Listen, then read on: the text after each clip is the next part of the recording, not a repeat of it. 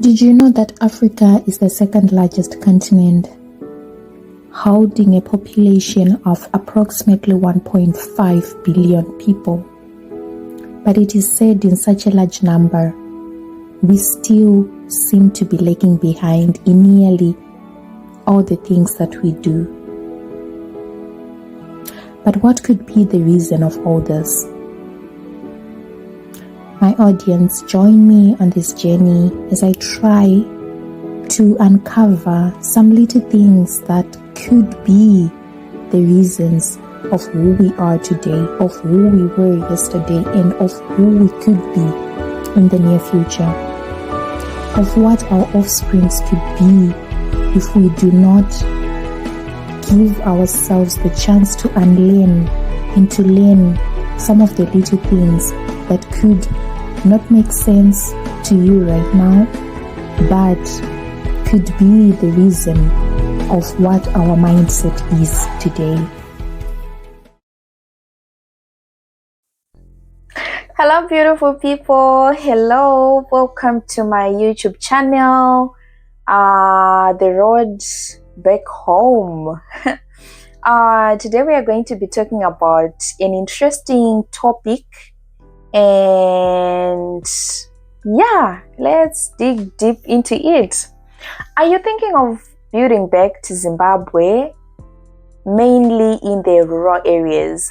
Lately, there's been this rise interest on the internet about building in the rural areas, and it seems to be something really easy, something without side effects, something cheap, something affordable that you can do at any time, mainly if you are in the diaspora. But this could also be good information even for someone who is in Zimbabwe, because many of us do not know until we are in the situation. Well, I am a real fan of my country, Zimbabwe. I am a real fan of diasporians coming back to invest in Zimbabwe. I am also a fan of the people of Zimbabwe taking a step further in trying to develop our country in ways that we can as much as possible. But I think it's also unfair if we sideline or if we just cover up some of the challenges that are being faced, which are real, but you might not have encountered them, so you might not have known. But I want to share something, just some 5 tips and 1 bonus over what you should think about before you build in the rural areas of Zimbabwe. Well, first of all, there are many options of how you can go about getting a piece of land in the rural areas. Most of the times, they are what we are calling in the streets nowadays the Sabhuku deals, whereby you just approach any rural area which you are interested in, you go through the Sabhuku and you buy some land, or that Sabhuku will just give you a piece of land to, to start living there and doing all that. Although to some extent it's not so real, because if you are not from that part of the village, definitely you're going to pay something, right? It could be to the Sabhuku, or it could be to one of the neighbors within that land. But this has set many people crying for a long time, and some people now go over now saying that I was scammed. But in the beginning, I think if we just take these 6 steps that I'm going to share with you, we are able to reduce maybe the negative impact of people thinking about of coming back home in Zimbabwe to develop or to retire or to do many other things because they are scared of being scammed, whilst they could have just thought about these 6 things before they started their investment, which would have saved them. Well, I think I've talked a lot, right?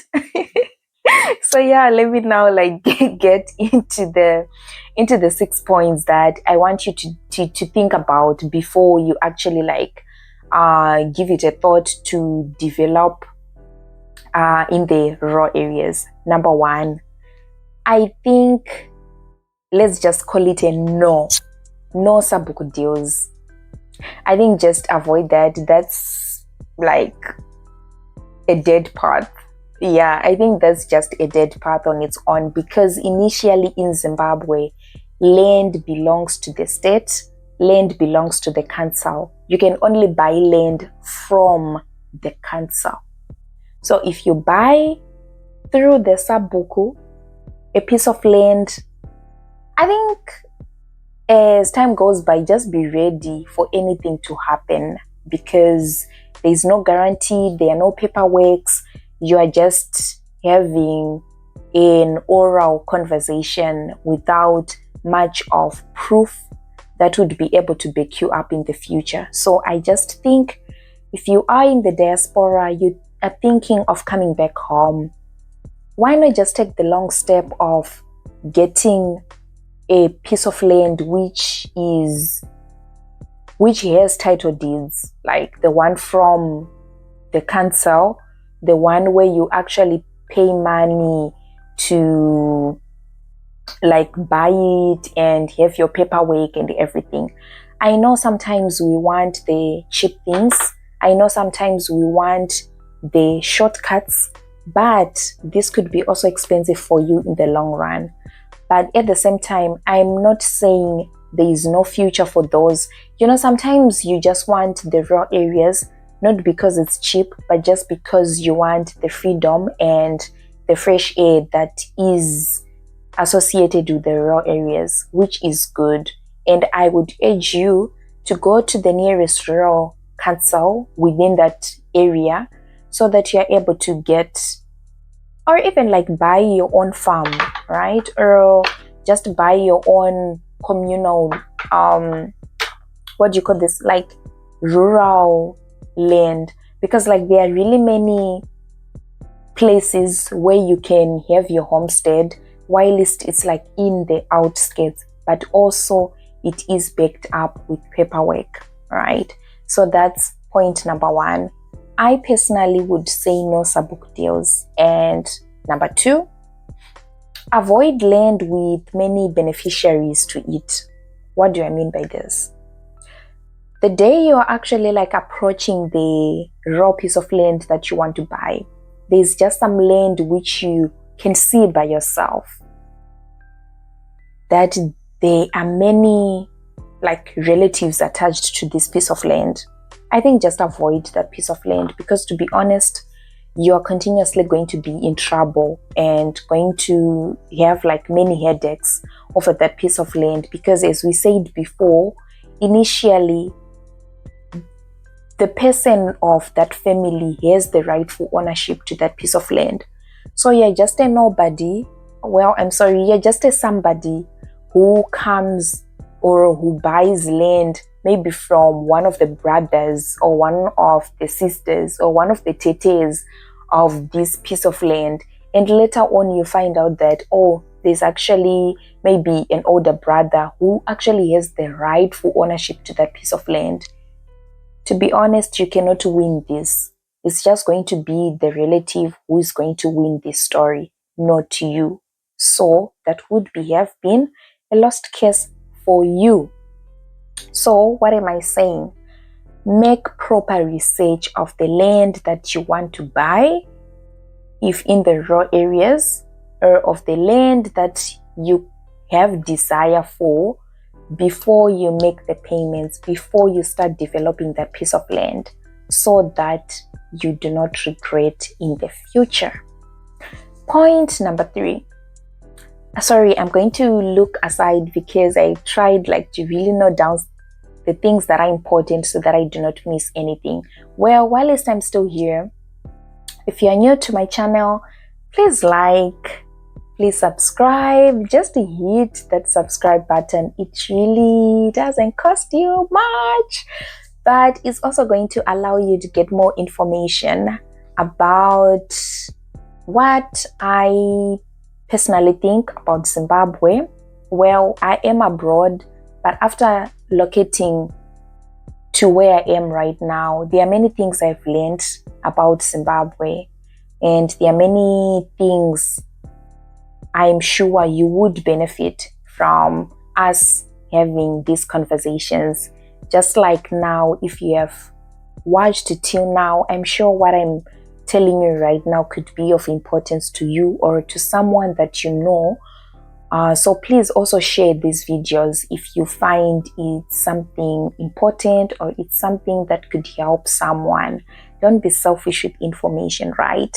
Tell a friend to tell a friend, and for all of us to be all informed and to be in the green zone, in the safe zone, right? So that, yeah, we reduce people who are crying in the name of investments, whilst they would have wasted money, they would have wasted time, they would have wasted some other opportunities, thinking that where they would have put their money in the investment is going to yield them something, yet alone it will cost them a lot in the long run. So yeah, now join me on point number 3. Avoid land that is near the council land, right? What do I mean by this? If you visit some rural areas, they are like areas which are really close to developed pieces of land, if I would say. Like there are some rural areas which are really close to the city, or there are some rural areas which are close to land which is now starting to be developed. So if you are trying to get a piece of land in the rural areas, I think avoid those pieces of land, because I tell you, soon or later, maybe it will just take like, I'm sure like within like 5 years, the council will be moving to where you are, because it will be prone for development. So that means you are going to receive a document that I have put. Okay, I'm just going to pop it up here. And also is the by you are just now in trouble, because sometimes you have to demolish your house. Sometimes you would be lucky to keep the house, but you have to go through some processes which are just not necessary, and something that is really going to be like hectic and stressful for you. So what I would advise for you, I think again, if you want to buy a piece of land in the rural areas of Zimbabwe, just look for a piece of land which is really deep in the rural areas, where like no cancer will ever reach there for development, right? Like in the near future, like really in the deep, not like some piece of land which is close to the tarred roads. Yeah, I think also that's another point. Areas which are like close to the tarred roads, areas which are close like to the main shopping center and all that, all those land in the long run, they are prone for development.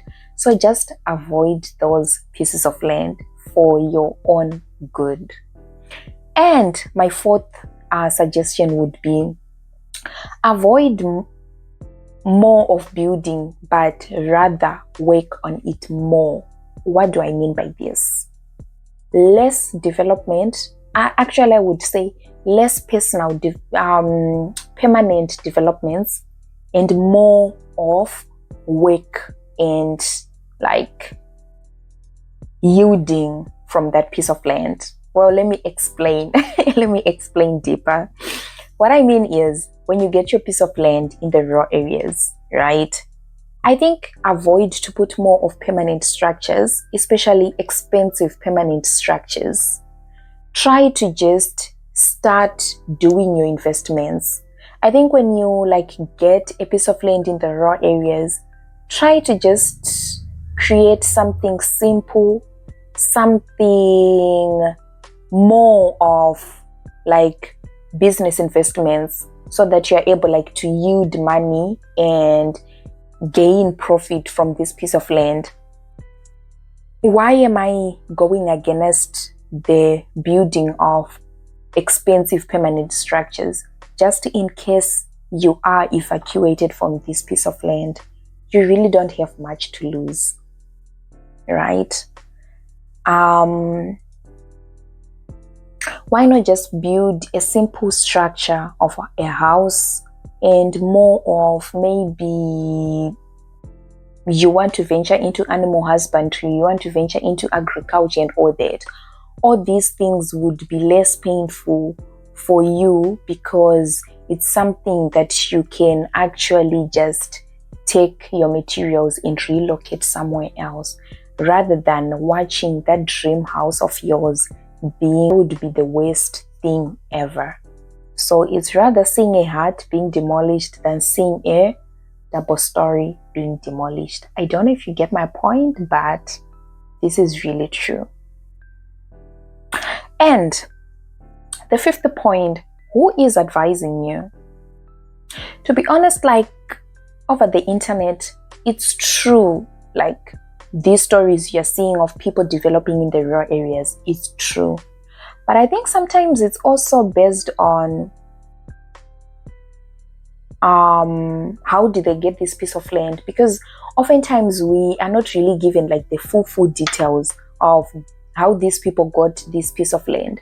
But most of the people who are thriving in the rural areas, they've been given this piece of land because they're rightful owners of this piece of land. Maybe it's like their real rural area homes, like kumosha kwavo kwavanobva, like vane rightful ownership kunzvimbo yavanenge vapiwa, so hava affectwe by anything chinogona kuuya kumberi uko, because they are rightfully owners of this piece of land.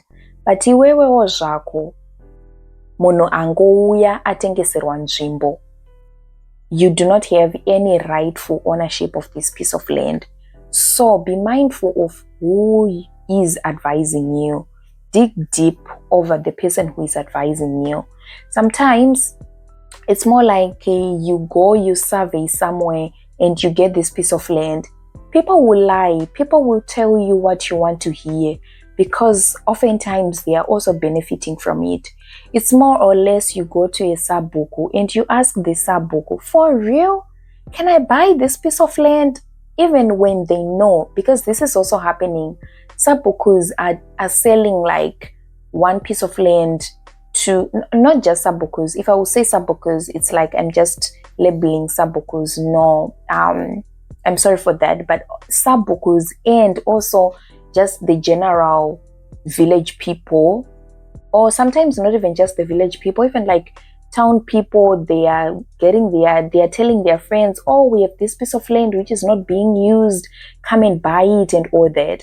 To be honest, that friend, that Sabhuku or that village person is going to tell you things that are going to be like good for your ears. They are not going to tell you like also the side effects of this piece of land.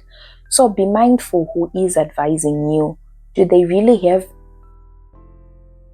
your interest to their best, or they're just serving their own selfish reasons, right? Everyone wants money, especially like right now, like people want money, right? So some things they're not going to tell you because it's not going to benefit them, right? So just be mindful who is advising you. And also don't believe everything that you see on social media. Okay, and the last one, my bonus tip. Okay, the last tip is don't develop till you know where you stand. You want this piece of land so badly, and you just feel like that's where all your dreams lie. This is the piece of land, oh my God, that is going to make you have that dream come true of living in the rural areas. But hold on. my brother, hold on, my sister. Do not develop this piece of land till you really, really know where you stand, right? What do I mean by where you stand? Is this piece of land now really yours? Does this piece of land not have quarrels? Does this piece of land, is it not prone to developments anytime soon? Is this piece of land, like many things that you have to consider before you put all your all into this piece of land? Because I feel like this is the time for us Zimbabweans, just not Zimbabweans, but Africans in general. You could be another African person watching who wishes to relocate to Zimbabwe, but mainly I'm speaking to fellow Africans, especially those in the diaspora. Let's go back home, let's invest home. But let's be mindful of the places that we are investing. Let's make proper research. Let's also deal with people who are really well known and registered. I think the best way, if you want to develop like estate things, try to work with registered people. Why not just work with the council, who are able to give you all the paperwork that you want, all the paperwork that points out that whatever you are investing, your time and money is yours for real and is also going to benefit your future generations, right? Without quarrels, without some problems as well. So yeah, if you benefited from this video, please like, subscribe and share. And yeah, if you subscribe, you are also turning that notification bell so that whenever I upload something that could help you, as I am on a journey to just get more of what Africa, what Zimbabwe can give us as a whole to our own benefits, especially to my fellow diasporians. I think it's time to go back home. I think it's time to make the best of the land that we fought for. Why not use the land we fought for our benefits, for the benefits of our generations to come, so that we are not trapped in this cycle of the rat race, right? Running to other countries and yeah, not having the best quality of everything, all in the name of looking for a living. So yeah, why not go back home, try to put as much energy in our land and secure a permanent future for our generations to come, right? So yeah, till we meet again, bye. Rise up.